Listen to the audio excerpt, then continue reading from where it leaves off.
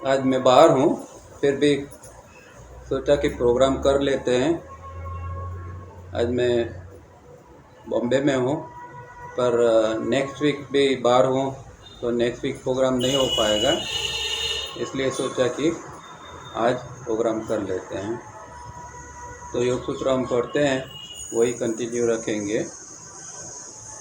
इससे पहले एक छोटी सी कहानी सुनाना चाहता हूँ कि क्योंकि कई बार क्या होता है कि हम लोग आजकल साइंस के जो बताता है, खास करके खाने पीने के लिए क्या खाना चाहिए, नहीं खाना चाहिए, कितनी कैलोरी लेनी चाहिए वगैरह वगैरह, उसको ज़्यादा फॉलो करते हैं। तो एक ज़रा फनी स्टोरी है छोटी सी, वो बताता हूँ। एक ओल्ड कपल था, एक बूढ़े बाबा और बूढ़ी माँ थी, और बड़ी उम्र में भी उनकी तबीयत अच्छी रहती थी, क्योंकि वो जो माँ जी थे वो आहार के कड़क नियम फॉलो करते थे, और जो बूढ़े बाबा थे उनको भी इस तरह के खाने पीना, जैसे कि low calorie food, low fat वाला फूड, फिर विटामिन्स ये वो, और माँ जी कुछ जड़ी बूटी का भी जानते थे, तो वो भी सब पिलाते पिलाते रहते थे और बूढ़े बाबा को तत्तार रखते थे। और इस तरह लंबा आयुष्य के बाद दोनों जब गुजर गए तो स्वर्ग में गए। तो स्वर्ग में एक देवदूत था, उसने उनको सारी चीज़ें बताने लगा, घुमाने लगा कि देखो इधर ये है करके। फिर एक बहुत अच्छा घर था, वहाँ के खड़े रहे और फिर घर के अंदर गए।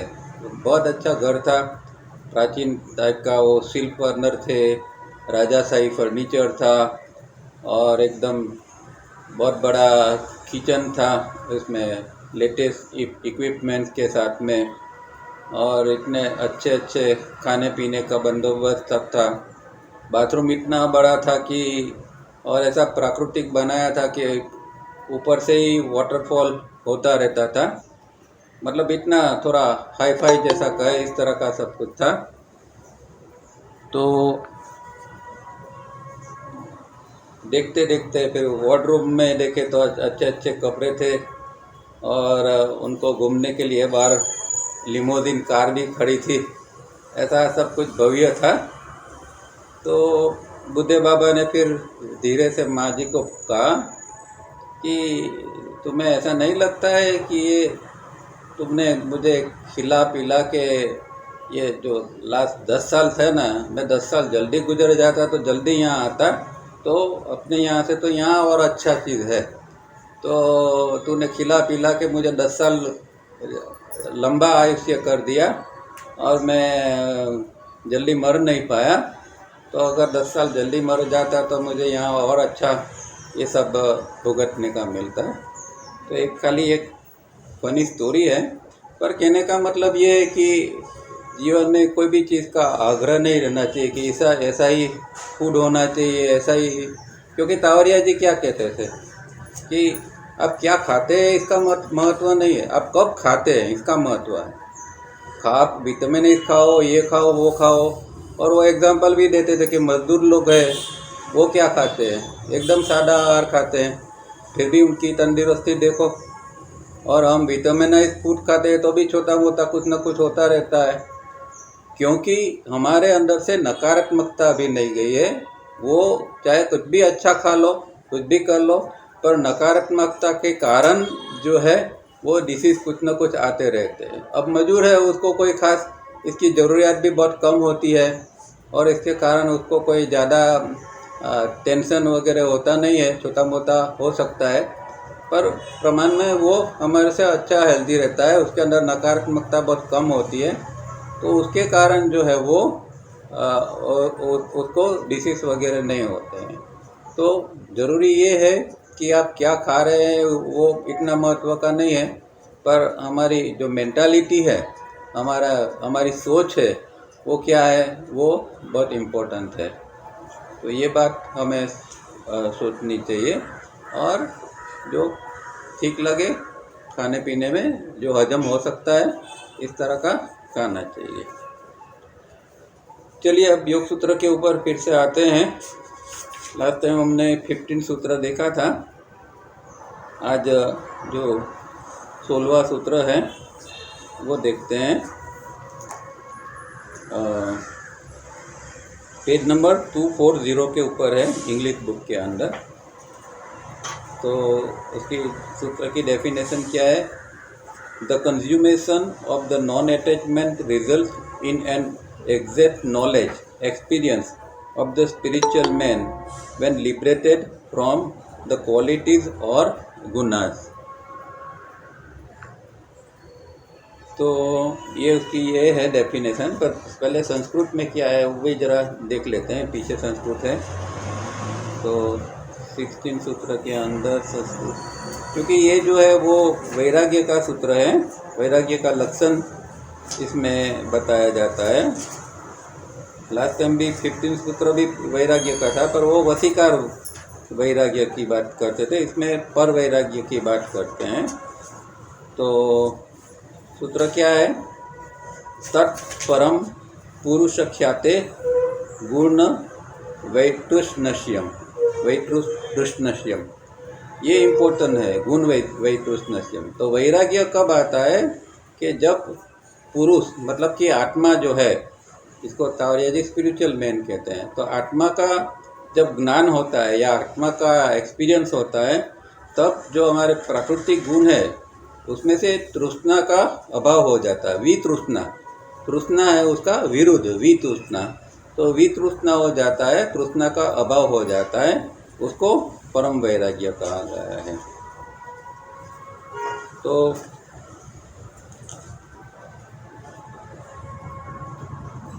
इसके अंदर यही है कि एक इम्पोर्टेंट बात समझनी है कि वितृष्णा कि गुणों से जो है वो गुणों के तृष्णा का अभाव होना चाहिए। इसका मतलब ये नहीं है कि गुण ही नहीं होने चाहिए, क्योंकि कई प्रवचन आप सुनोगे तो बड़े बड़े लोग कहते हैं कि भाई खाली सत्व गुण होना चाहिए, रजोगुण तमोगुण नहीं होना चाहिए। पर ये गलत बात है, क्योंकि तीनों गुण जो है वो होने चाहिए। सिर्फ इतना ही है कि वो बैलेंस में होने चाहिए। हमारे अंदर बैलेंस में नहीं है, इसलिए प्रॉब्लम है। तो तीनों गुण तो होने चाहिए, सत्व ज़्यादा होना चाहिए। वही हमारा जो 5:1 का जो रेशियो है वो भी वही बताता है कि बैलेंस में किस तरह तीनों गुण रहते हैं, सत्व रजस तमस। तो 5:1 उसका ही ये है। तो गुणों को बैलेंस करना है। इसका मतलब ये नहीं है कि गुणों को ही निकाल देना है। तो फिर आदमी जी ही नहीं सकता, क्योंकि तमोगुण भी जरूरी है। तमोगुण होगा तो नींद आएगी, रजोगुण होगा तो प्रवृत्ति होगी। तो कोई योगी है, उसको भी प्रवृत्ति करने के लिए रजोगुण को तो सहारा लेना पड़ेगा, आराम के लिए तमोगुण का सहारा भी लेना पड़ेगा। तो ये सारी चीज़ें जो है वो बैलेंस के अंदर जरूरी है। ये सूत्रों में ये इम्पोर्टेंट बात खास समझनी है। अब आगे पढ़ते हैं उसके अंदर। The important word here is consummation. Consummation मतलब कि जो पूर्ण रूप में किस तरह होता है कोई चीज़। तो वैराग्य है तो पूर्ण वैराग्य किस तरह आता है इसमें, वो कहना चाहते हैं। If non attachment is continuously and perfectly practised, not only in regard to objects and persons, but as the object to be gained, as earlier stated, it will result, because it has by now taken place many times, in exact knowledge or experience of the spiritual man within Ishwar Satyam, and so one is liberated from the imbalance of qualities or guna। तो दो बात है कि एक तो जब वैराग्य इतना कंज्यूमेशन पर पहुंचता है, इतनी ऊंचाई पर, इतनी पूर्णता के ऊपर पहुंचता है, तो उसके साथ में जो गुणों का जो इम्बैलेंस है वो भी निकल जाता है। और दूसरी बात, जो आत्म पुरुष जो है अंदर का, मतलब हमारा डिवाइन फ्रेगमेंट है, आत्मा है, उसका एग्जैक्ट नॉलेज होता है। मतलब वो क्या है, अभी हम आत्मा की कल्पना ही करते हैं। हमारे लिए आत्मा क्या है वो अभी हम खाली बात कर सकते हैं हम, क्योंकि हमें कोई आत्मा का अनुभव नहीं है। हम बोलेंगे तो भी कोई पढ़ा सुना ही बोलेंगे। तो आत्मा का एग्जैक्ट नॉलेज जो है वो योगी को तब मिलता है कि जब ये इस तरह की स्थिति बनती है, परम वैराग्य उसके अंदर उत्पन्न होता है। और दूसरी बात ये कि जो गुण है वो तीनों गुण जो है उसके अंदर बैलेंस में आ जाते हैं।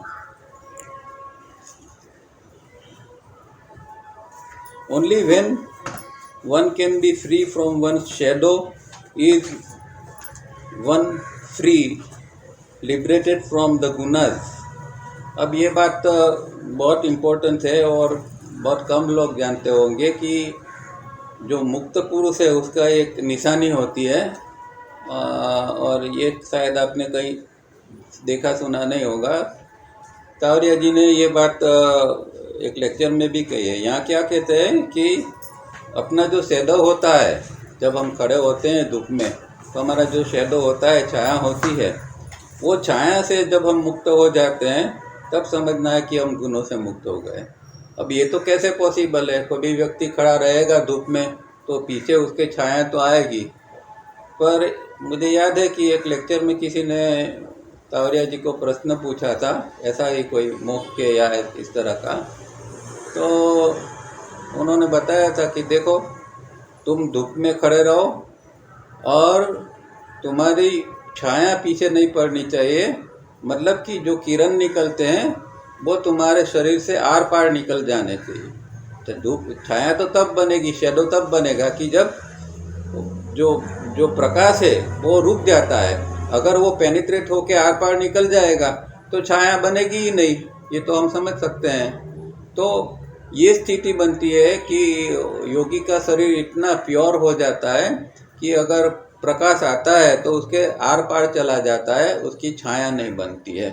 तो यही बात यहाँ उन्होंने कही है। और वो लेक्चर में भी ये बात कहते थे कि तुम जब इस तरह तुम्हारी स्थिति होगी तब समझना कि अब तुम मुक्ति के नज़दीक हो करके। तो इस स्थिति के अंदर व्यक्ति गुणों से मुक्त होते हैं। अब इस तरह का कोई व्यक्ति को देखना तो शायद ही कोई पृथ्वी पर हमें ऐसा मिल सकता है, हो सकता है, पर जो हम देखते हैं उसमें तो शायद ही किसी को ऐसा हो सकता है कि जो अपने शैडो से मुक्त हो गया हो। फिर भी ये एक लक्षण है, ये खास ध्यान में रखना चाहिए। It is not a mere desire to be free from रजस एंड तमस, फॉर इवन सत्व इज माया। अब वही है कि लोग कहते हैं कि भाई सत्व बढ़ाओ, तो ठीक है, शुरुआत में तो सत्व की ज़रूरत है ही, पर अल्टीमेटली तो ये देखना है कि सत्व भी जो है वो भी एक माया है। क्योंकि सत्व रजस तमस जो आते हैं वो तो चिट्ठी से आते हैं, कॉस्मिक माइंड से आते हैं। तो उसके अंदर ये तीनों पड़े हैं। तो कॉस्मिक माइंड को कॉस्मिक माया तावरिया जी ने कहा है। तो मतलब कि ये कॉस्मिक माया के रूप में हमारे अंदर आता है। तो उससे थोड़ा सावधान रहना ज़रूरी है कि सत्व तो अच्छा है, बढ़ना चाहिए, पर सत्व में भी कभी कुछ ऐसी चीज़ हो जाती है कि जो नहीं होनी चाहिए। तो इसलिए यहाँ ये सत्व को माया कहा है और उससे थोड़ा सावध रहने की बात बताई है। Then the qualities are in the same balance and rhythm in one as they are in cosmic mind. तो कॉस्मिक माइंड के अंदर ये रिदम और बैलेंस है तीनों गुणों के अंदर। इसी तरह जब हम इस स्थिति में पहुँचेंगे, ये सत्व रजस तमस की गुणों से मुक्त होने की, तो हमारे अंदर भी फिर इस तरह की, जैसे कॉस्मिक माइंड की स्थिति है, इस तरह की हमारे अंदर भी स्थिति बनेगी। मतलब बैलेंस एंड रिदम हमारे अंदर भी आ जाएगा। योग is a life of balance and rhythm, neither seeking this nor running away from that, but accepting peacefully whatever comes without registering. तो योग क्या है?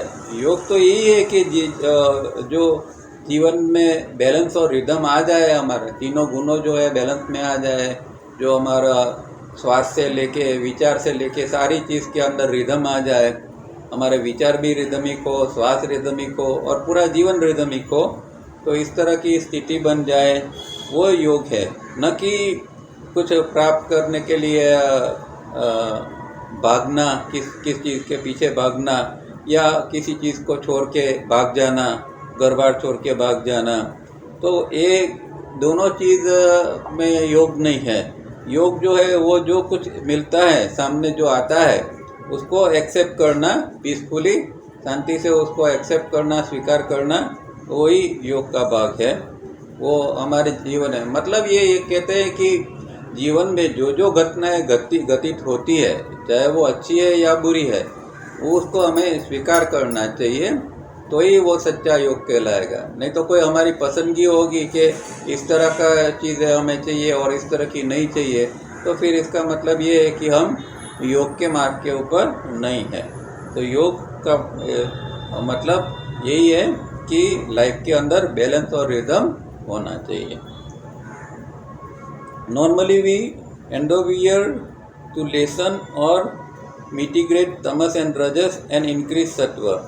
This is indeed a pious effort, but doomed to failure because even sattva is maya and we are as much away from Advaita Turiya.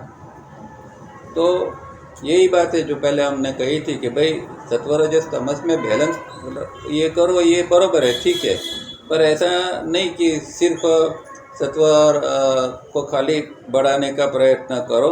वो एक पायस effort हो सकता है, वो अच्छी बात है, पर क्योंकि अगर अद्वैत या तुरीय की स्थिति के अंदर देखा जाए तो फिर ये सत्व भी अपने आप में एक बंधन रूप है, क्योंकि वो अभी माया है। तो कहने का मतलब यहाँ ये कि सत्व से भी ऊपर जाने की, तो जब नॉर्मल लाइफ होती है उसमें बैलेंस होता है, पर शास्त्रों के अंदर एक और शब्द भी आता है, निर्गुण शब्द आता है। मतलब निर्गुण की स्थिति अब ये हो गई कि उसकी स्थिति के अंदर वो एक तुरिया की स्थिति के अंदर हमेशा रहता है। तो तुरिया की स्थिति जो है वो चौथी स्थिति है, मतलब सत्व रजस तमस से भी ऊपर की स्थिति है। तो जब तुरिया या अद्वैत की स्थिति में व्यक्ति पहुंचता है तो वहाँ सत्व का भी सवाल पैदा नहीं होता है। पर जब नॉर्मल लाइफ की बात आती है तब सत्व रजस तमस को बैलेंस में रख के जीना चाहिए। ये बात यहाँ समझनी है। Knowledge, experience of the spiritual man is nearly the end of the part and pursuit of योग अभ्यास। अब योग अभ्यास जो है, जब हम अंदर का ये स्पिरिचुअल मैन आत्म तत्व का अनुभव होता है, उसका ज्ञान होता है, तो जो हमारा योगाभ्यास है अब आगे बहुत कुछ खास करने की ज़रूरत नहीं पड़ेगी, क्योंकि समझो कि जर्नी यहाँ पूरी हो रही है। जो उसको प्राप्त करना था, जो स्थिति बननी थी, क्योंकि अल्टीमेटली तो आत्मा का दर्शन या आत्मा का साक्षात्कार या जिसको कहे कि दृष्टा जो है, दृष्टा के अंदर प्रतिष्ठित होना योग सूत्र की भाषा में, तो वही तो हमारा लक्ष्य है। तो योग के अभ्यास इतने सालों, इतने जन्मों से करते करते करते अब ऐसी स्थिति बन गई है कि अभी ज़्यादा कोई उसको आगे अभ्यास करने की ज़रूरत नहीं पड़ेगी। अर्लियर वैराग्य वो श्रेष्ठ total vairagya. One experiences it as one near the end of very long journey, and one keeps moving resolutely and unceasingly towards this goal. The fruit or gift is the acceptance of the individual by Ishvara, the inner spiritual man, in acknowledgement of sincere continued efforts put in. तो वैराग्य की जो है वो इतनी लंबी journey जो हुई है अब तक में, तो वो अब यहाँ ख़त्म होती है, क्योंकि यहाँ आत्म साक्षात्कार, आत्मदर्शन व्यक्ति को हो रहा है, हो गया है। इसलिए तो जो फिर भी अगर थोड़ी भी जो जर्नी बाकी है तो वो दृढ़तापूर्वक और बिना रुके अभी जो गोल जो है, मतलब अभी पूर्णता जो थोड़ी भी बाकी है, तो उसके लिए वो व्यक्ति साधक आगे बढ़ता रहता है और अंदर का जो ईश्वर है, गुरु है, अब उसको एक्सेप्ट करता है। एक गिफ्ट के रूप में ये उसको एक चीज़ मिलती है कि अब ईश्वर गुरु ने उसका स्वीकार कर लिया, क्योंकि लंबे समय से वो जो प्रयत्न करता था, आध्यात्मिक प्रयत्न करता था, उसको एक गिफ्ट मिला, एक इसको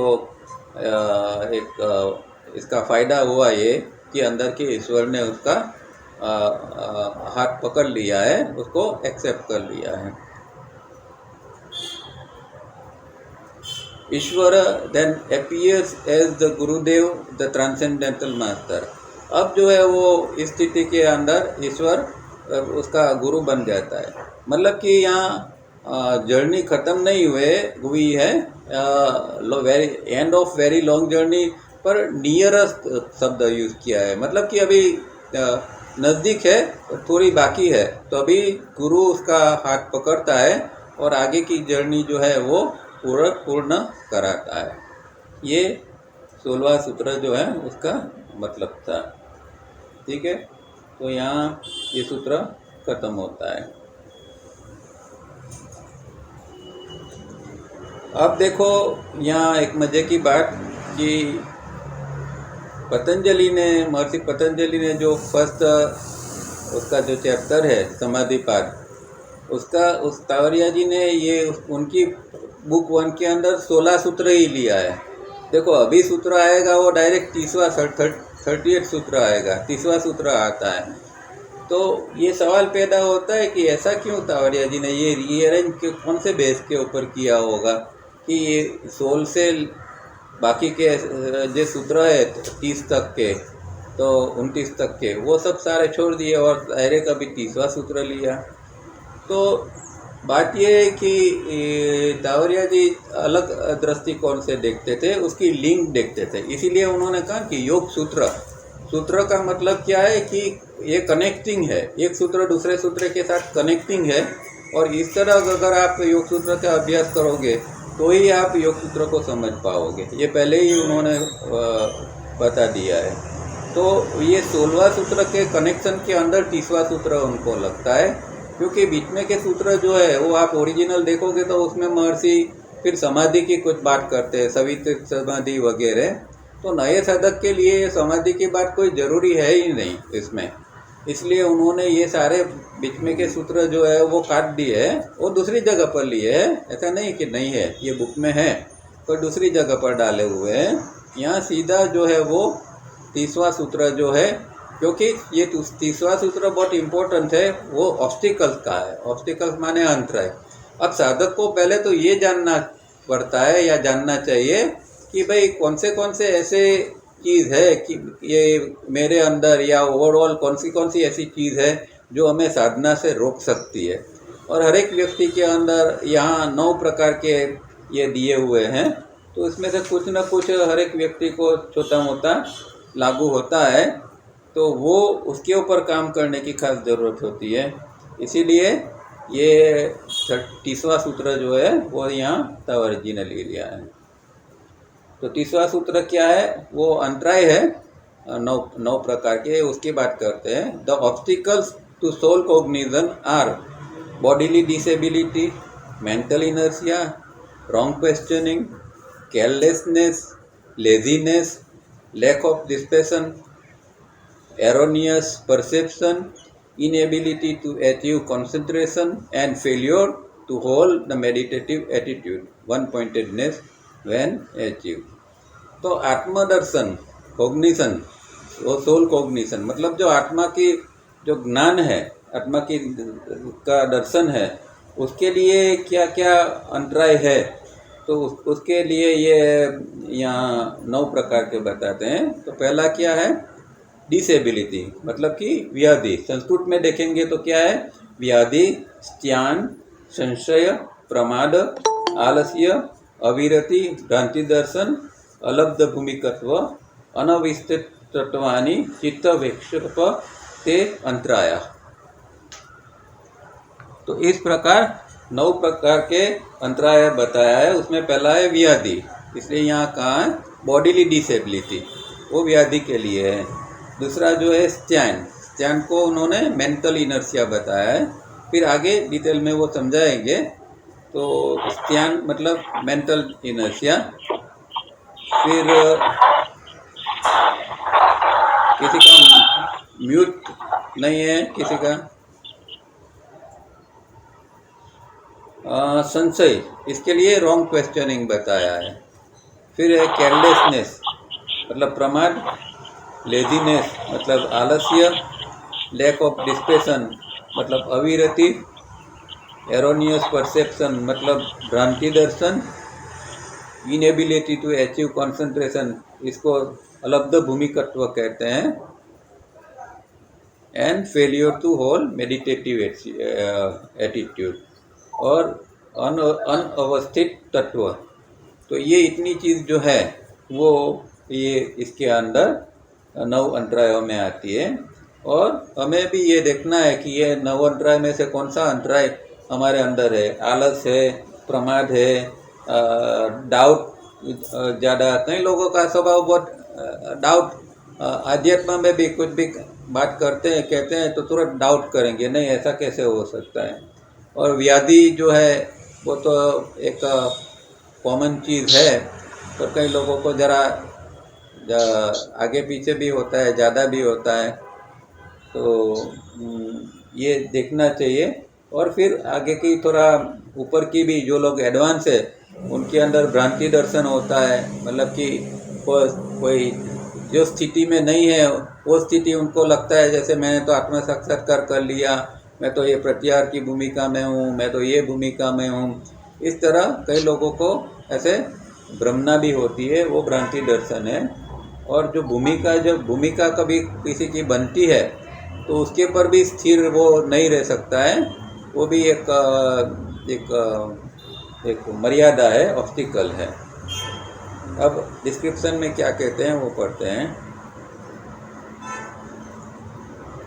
the greatest obstacle to soul cognition is bodily disability followed by mental inertia leading to laziness, carelessness and to lack of dispassion. तो यहाँ क्रम के अंदर ये बताया है। देखो एक से दूसरा बनता है, दूसरा से तीसरा बनता है। तो पहली बात ये है कि व्याधि आती है। अब सीधी बात है कि कोई भी व्याधि शरीर के अंदर आएगी, डिसीज आएगी, तो फिर एक मेंटल इनर्शिया अंदर उत्पन्न होगा। मेंटल इनर्शिया मतलब कि कुछ भी न करने के अंदर एक इच्छा उत्पन्न होती है।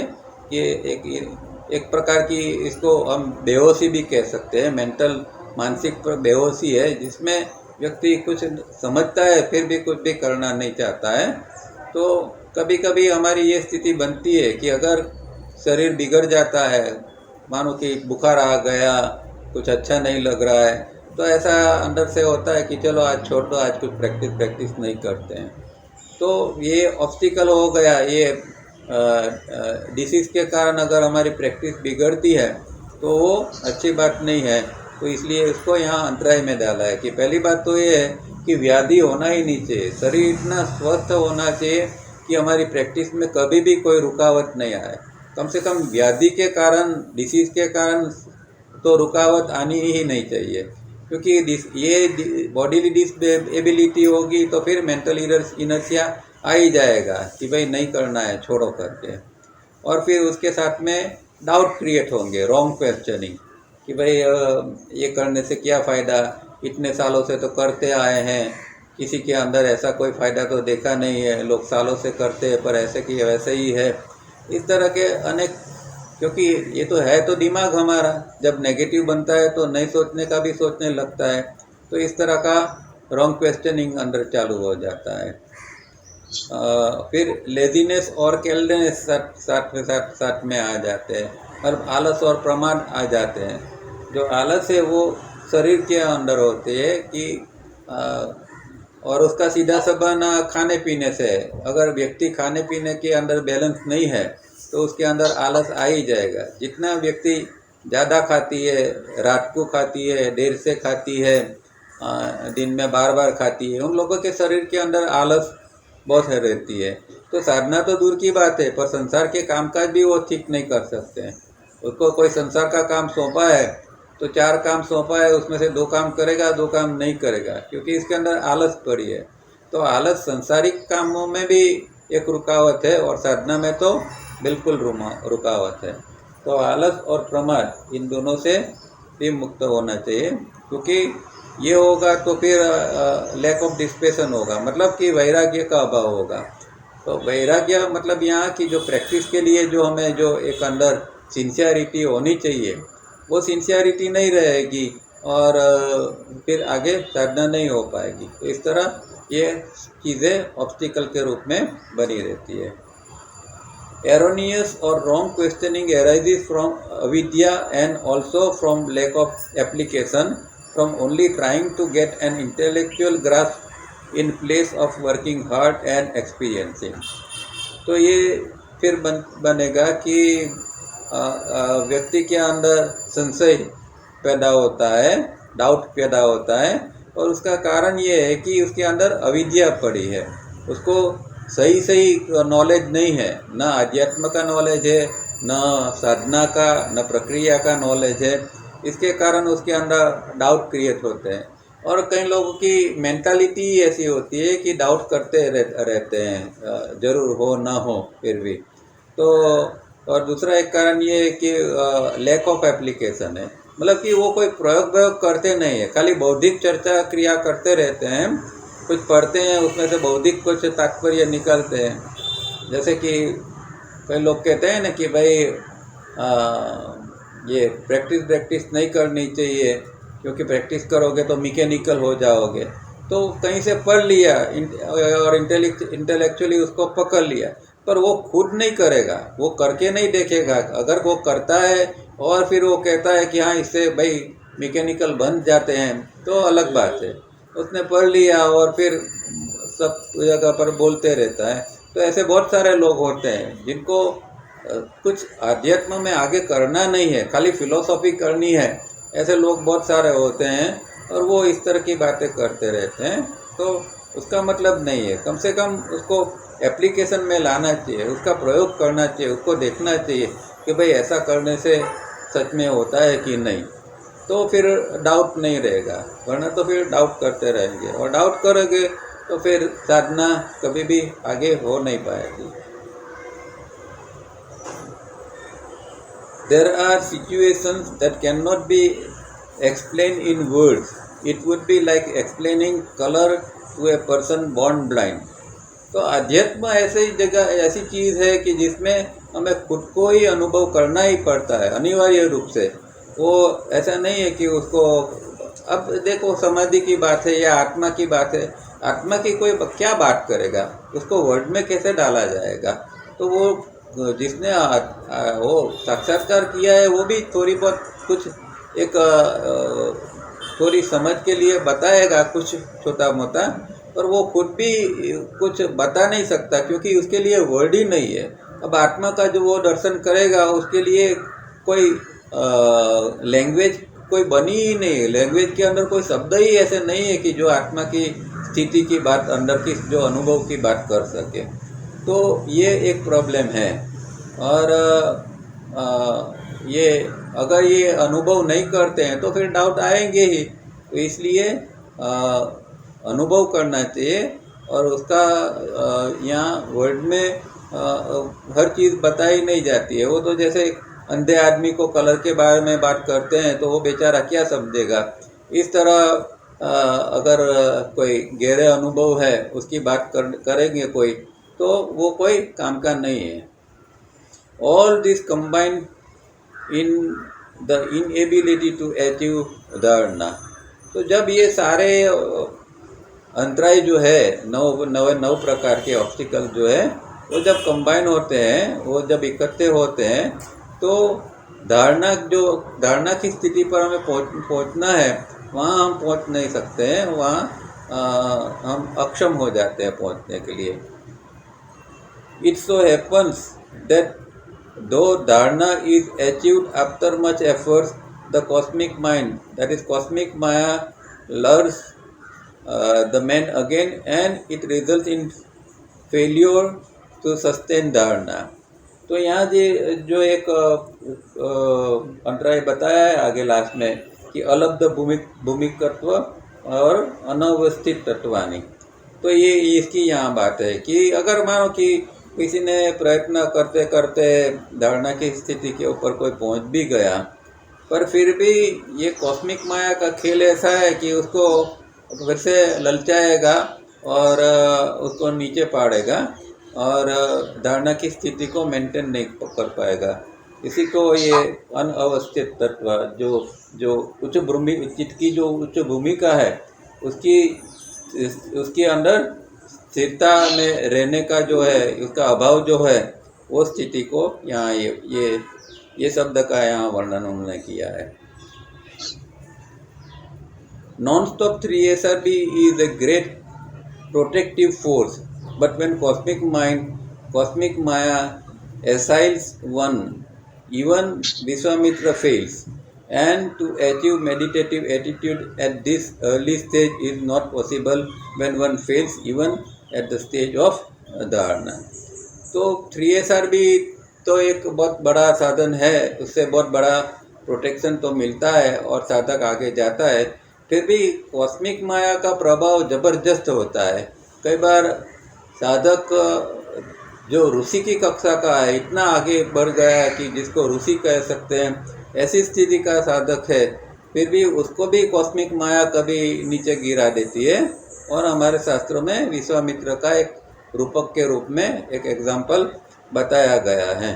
तो जब कॉस्मिक माया का हमला होता है तो विश्वामित्र जैसे ऐसे कहते हैं कि जिन्होंने 7000 साल तप किया था, विश्वामित्र के बारे में ऐसा कहा जाता है। अब 7000 साल तप ये तो कोई हमारे बुद्धि में भी नहीं उतरता है। फिर भी कहने का मतलब ये है कि इतनी कोई एडवांस व्यक्ति है वो भी कॉस्मिक माया की झपट में जब आ जाता है तो गिर जाता है। तो ये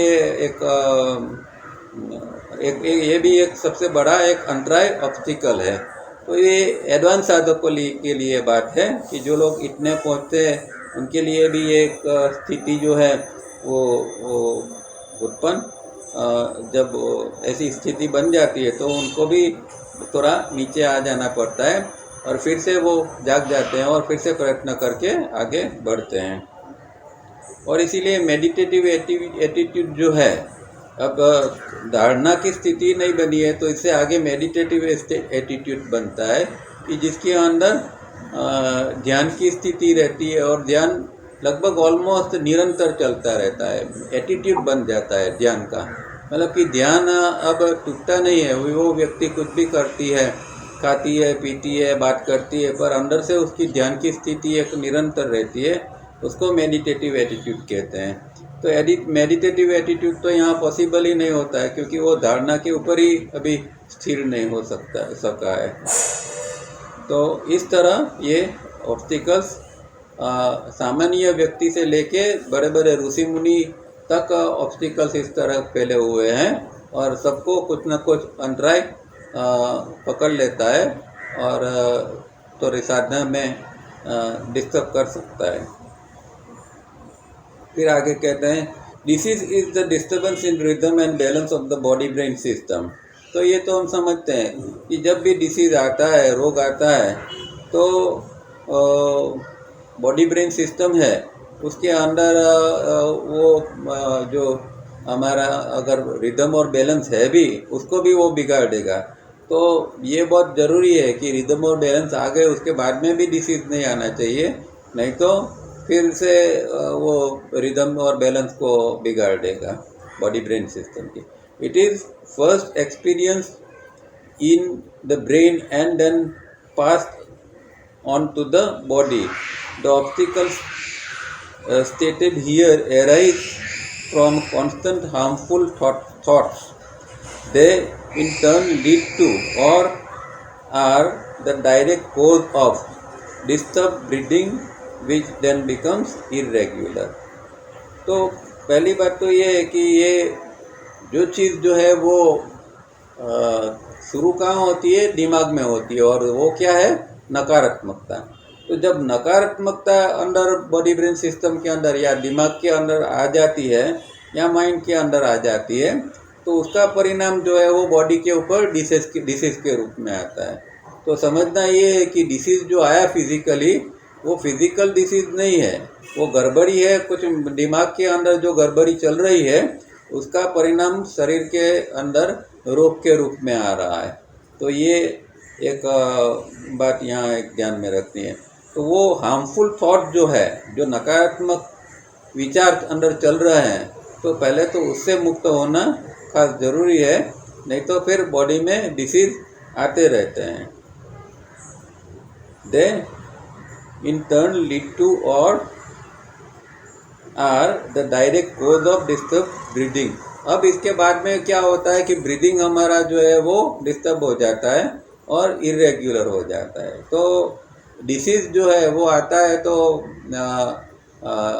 ये उसके साथ में फिर दूसरी तकलीफ़ें भी आती रहती है। और एक बार ब्रीदिंग डिस्टर्ब हो गया तो फिर नकारात्मकता का निकालना बहुत मुश्किल हो जाता है, क्योंकि अगर हम रेगुलर 3SRD करते हैं तो ही हम नकारात्मकता से हमें एक प्रोटेक्शन मिल सकता है। Finally, having achieved a little progress and found some psychic powers, if one is satisfied that one has reached one's destination, not only will there be no further progress, but one will lose the precious opportunity to go ahead and achieve complete yoga. तो जो अंदर की ये एक स्थिति है उस भूमिका के को मेंटेन करने की, उसके बदले में एक अंदर सेटिस्फेक्शन आ गया, या कई बार समझो कि एक भ्रांति अंदर उत्पन्न हो जाती है, जैसे पहले कहा इस तरह कि थोड़े बहुत साइकिक पावर्स आ गए तो व्यक्ति ऐसा समझता है कि हम बात कर रहे थे कि ये जो है वो भ्रांति दर्शन जो अंदर होता है, तो साइकिक पावर जब व्यक्ति के अंदर आते हैं तो उसके अंदर एक भ्रमना आ जाती है कि अब बस मैं अल्टीमेट स्थिति के ऊपर पहुंच गया हूं, अभी मुझे आगे कुछ करने की ज़रूरत नहीं है। और फिर इस तरह लोग चमत्कार करने लगते हैं, इधर उधर का कुछ ऐसी चीज़ें बताते हैं और सामान्य व्यक्तियों को इम्प्रेस करने का प्रयत्न करते हैं। पर जब साइकिक पावर्स के अंदर व्यक्ति फंस जाती है तो वो बिल्कुल आगे की साधना नहीं कर पाती है, और उसको जो एक प्रेशियस अपॉर्चुनिटी मिली है इस जन्म में आगे बढ़ने की, जो उसको एक तक मिली थी, वो गंवा देता है। तो ये 9 अंतराय जो है इसका डिटेल में अभ्यास करना चाहिए, और ख़ास तो ये ढूंढना चाहिए कि हमें कौन सा इसमें से लागू होता है, व्याधि, ज्ञान, संशय। चलिए तो लास्ट सूत्र पढ़ लेते हैं, 15 मिनट है तो। अब 31 सूत्र है। Pain, despair, misplaced bodily activity and wrong direction और control of the life currents are the result of the obstacles in the lower psychic nature. अब ये अंतराय देखे, उसके साथ में कुछ विक्षेप पैदा होते हैं। अगर ये अंतराय के ऊपर काम नहीं किया तो आगे जाके कुछ प्रकार के और विक्षेप क्रिएट होंगे। तो पहले तो अंतराय के ऊपर काम करना जरूरी है, वो नहीं होंगे तो फिर आगे क्या होगा? दुख, दौर्मनस्य, अंगमेजयत्व, श्वास प्रश्वास, विक्षेप, सहभुवा। तो सहभुवा मतलब कि विक्षेप वो उसके साथ में, सहभुवा मतलब कि साथ साथ आ रहा है। अब ये 9 अंतराय जो है उसके साथ में फिर ये भी जुड़ जाएंगे। क्या? 4 चीज़ें यहाँ बताई है। पेन मतलब दुख, पर ज़्यादातर मानसिक दुख जो है वो, तो पेन फिर आएगा, दुख आएगा इससे। फिर डिस्पेयर माने निराशा, हताशा आएगा। फिर आएगा बॉडीली, मिसप्लेस्ड बॉडीली एक्टिविटी, मतलब जिसको अंगों में कंपन कहते हैं, इस तरह का संस्कृत में यहाँ अंगमेजयत्व कहा है, जिसको कहते हैं कई लोगों का बॉडी हिलता रहता है, कंपन आता है, उसको मिसप्लेस्ड बॉडीली एक्टिविटी कहते हैं। एंड रॉन्ग डायरेक्शन और कंट्रोल ऑफ लाइफ करंट, उसको श्वास प्रश्वास यहाँ का है संस्कृत में। पर यहाँ ध्यान में रखने की बात यह है कि यहाँ तावरिया जी ने शब्द यूज़ किया है लाइफ करंट। अब लाइफ करंट जो है वो प्राण के लिए शब्द यूज़ होता है, श्वास के लिए लाइफ करंट नहीं है। फिर भी प्राण आएगा तो श्वास के साथ में ही, इसलिए संस्कृत में यहाँ श्वास प्रश्वास कहा है। और तावरिया जी ने श्वास प्रश्वास में से जो प्राण निकलता है वो प्राण की बात की है कि फिर प्राण भी डिस्टर्ब हो जाएगा अंदर का। इस तरह 4 चीज़ जो है वो डिस्टर्ब हो जाती है, और उससे जो हमारा लोअर साइकिक नेचर जो है उसके अंदर ये ऑब्स्टिकल्स क्रिएट होते हैं। अब लोअर साइकिक नेचर क्या है? तो साइकिक नेचर हम जानते हैं कि जो सत्व रजस तमस से जो बना हुआ है हमारा स्ट्रक्चर, उसको वो साइकिक नेचर है हमारा, जो स्ट्रक्चर बनता है वो। और लोअर साइकिक नेचर है उसके अंदर रजस तमस बहुत ज़्यादा प्रमाण में होते हैं। जो पार्श्विक वृत्ति होती है, पशु जैसे संस्कार है, वो ज़रा ज़्यादा होते हैं, तो वो लोअर साइकिक नेचर होता है। तो यहाँ आगे क्या कहते हैं? The lower psychic nature deals with the astral emotional health of the psychic astral body Manas system. तो हमारा एस्ट्रल बॉडी और मनस है, उसकी जो हेल्थ है, इमोशनल हेल्थ है, उसके साथ में ये लोअर साइकिक नेचर का संबंध है। तो लोअर साइकिक नेचर जितना बिगड़ा हुआ होगा, इतनी हमारी इमोशनल हेल्थ जो है वो और ख़राब होगी। और ज़्यादातर लोगों के अंदर हम यही देखते हैं कि ये इमोशनल हेल्थ जिसको कहाँ है, मतलब कि जो नेगेटिव जिस थॉट जिसको कहते हैं, वो नेगेटिव थॉट बहुत लोअर साइकिक नेचर के अंदर ज़्यादा होते हैं। जिनका लोअर साइकिक नेचर ज़्यादा ये होता है, हो जाता है, ख़राब हो जाता है, उसके अंदर नेगेटिविटी बहुत ज़्यादा प्रमाण में हो जाती है, और इसलिए उसकी इमोशनल हेल्थ जो है वो बिल्कुल लोअर या ख़राब स्थिति में होती है। If that is taken care of, we can then think of taking care of the higher psychic nature that deals with emotions and prana circulation in the psychic astral body manas system। तो अगर इसको ये हम ठीक करते हैं, ये जो इमोशनल हेल्थ जो है हमारी साइकिक नेचर के अंदर की, एस्ट्रल बॉडी के अंदर की, उसको जो अगर हम ठीक करते हैं, तो फिर हमारे अंदर हायर साइकिक नेचर काम करने लगेगा, और इसके द्वारा हमारे अंदर पॉजिटिव इमोशंस वगैरह जागेंगे, और जो प्राण का सर्कुलेशन एस्ट्रल के अंदर है वो भी फिर ठीक होने लगेगा। क्योंकि जिनका अंदर ये लोअर साइकिक नेचर होता है, उसके अंदर प्राण का परिभ्रमण जो होता है वो भी अच्छी तरह नहीं होता है। हमारा जो एस्ट्रल बॉडी है उसका अंदर सर्कुलेशन प्राण का होता है। जैसे फिजिकल बॉडी में ब्लड का सर्कुलेशन होता है, एस्ट्रल बॉडी में प्राण का सर्कुलेशन होता है। तो जब लोअर साइकिक नेचर ही बिगड़ जाता है तो प्राण का सर्कुलेशन भी अच्छा नहीं हो सकता है, और इमोशंस भी जो है वो पॉजिटिव इमोशंस नहीं बनते हैं। This is shown and implied by the sage as he hints at the complex human structure which is totally different from all other life, and suggests that unless we heal and calm the whole structure, we have no hope of peace and sanity in human behavior। तो यहाँ महर्षि एक hints देते हैं, इशारा करते हैं हमारा ये कॉम्प्लेक्स स्ट्रक्चर को ठीक करने के लिए। और ये हमारा बॉडी ब्रेन सिस्टम है वो ये ऐसा है कि दूसरी जो भी स्पीसीज है, दूसरी जो भी लाइफ है, उससे बिल्कुल अलग है। मनुष्य का ही एक ऐसा ये स्ट्रक्चर है कि जो सबसे अलग स्ट्रक्चर है, और इसलिए उसको ठीक करना बहुत ज़रूरी है। मुश्किल भी है, पर इसको हील किए बिना हमारे अंदर शांति का अनुभव नहीं होगा। इसको हील करना पड़ेगा और उसको काम करना पड़ेगा, मतलब शांत करना पड़ेगा। और योग की डेफिनेशन भी यही है। योगस्थ चित्त वृत्ति के अंदर क्या कहा है? Healing of psychic nature and Kameng of thinking instrument. वही हमने देखा था कि योगस्थ चित्त वृत्ति निरोध की डेफिनेशन है। तो वही बात यहाँ कहते हैं कि we heal and calm the whole structure, we have no hope to peace and sanity in human behaviour.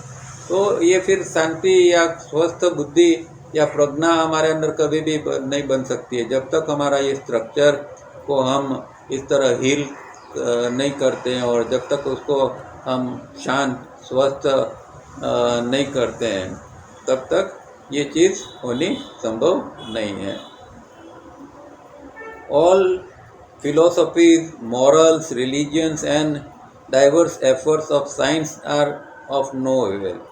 तो इन सब का कोई मतलब नहीं है, कोई अर्थ नहीं है। चाहे आप फिलोसॉफी करते रहो जिंदगी भर, मोरालिटी की बात करो, धर्म की बात करो, और साइंस जो अलग अलग जो प्रयोग करते रहता है अलग अलग दिशाओं में, वो सब का कोई मतलब नहीं बनता है जब तक हम हमारे अंदर ये हीलिंग प्रोसेस नहीं करते हैं और हमारे स्ट्रक्चर को चेंज नहीं करते हैं, तब तक कोई फिलोसॉफी, मोरालिटी, रिलीजन कुछ हमें मदद नहीं कर सकेगा। If no steps are taken to remove the obstacles, the result inevitably is pain, despair, wrong breathing, wrong activities on the mental, emotional and physical planes, and oscillation into past and future. तो जब तक हम ये obstacle जो है, अंतराय है, उसको दूर नहीं करेंगे तो उसका परिणाम यही आएगा कि फिर से पेन, डिस्पेयर, रॉन्ग ब्रीदिंग, ये सारी चीज़ें, मतलब दुख आएगा, निराशा आएगी, हमारा श्वास जो है वो गलत रूप से चलने लगेगा, और मेंटल, इमोशनल और फिज़िकल एक्टिविटी जो है उसमें गड़बड़ी हो जाएगी, और दिमाग जो है वो पास्ट और फ्यूचर के अंदर ऑसिलेट करता रहेगा, भागता रहेगा।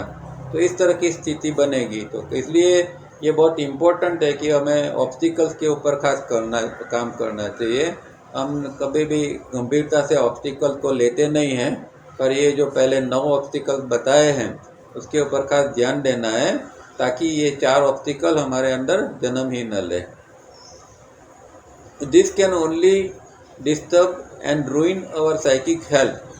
We have noted earlier that the astral body-mana system is primary and the physical body-brain system is secondary during evolution, and hence our physical body-brain system also suffers.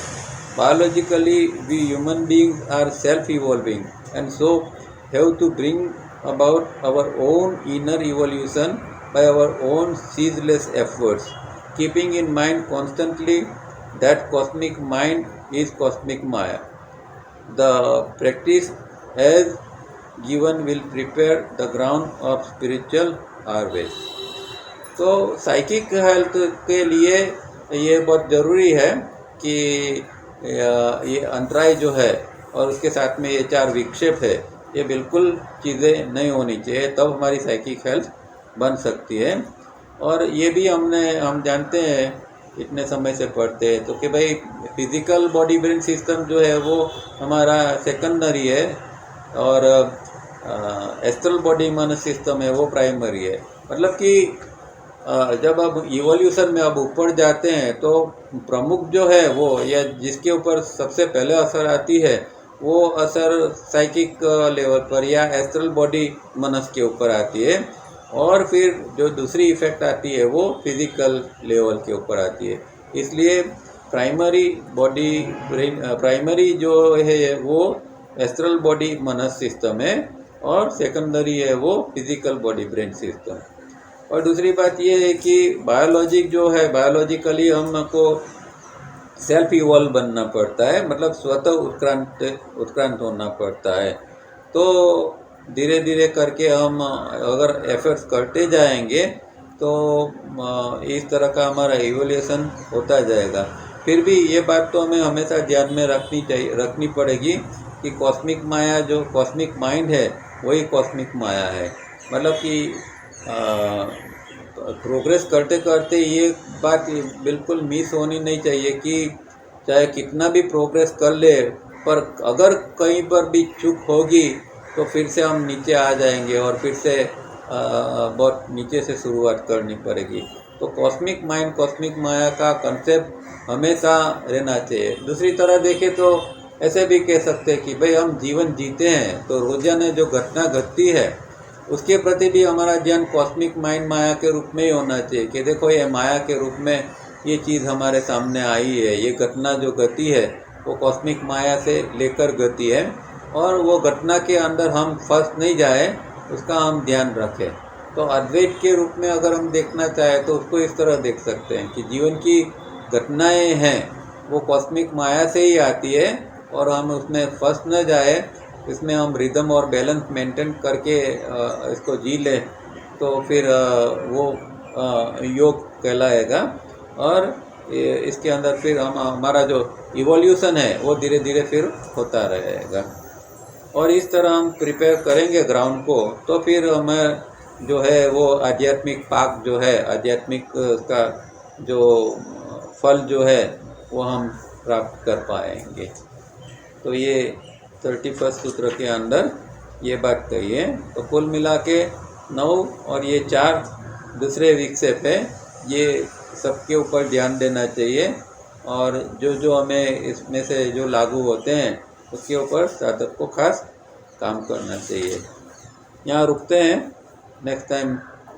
Next week तो मैं नहीं हूँ, उसके बाद में फिर मिलेंगे।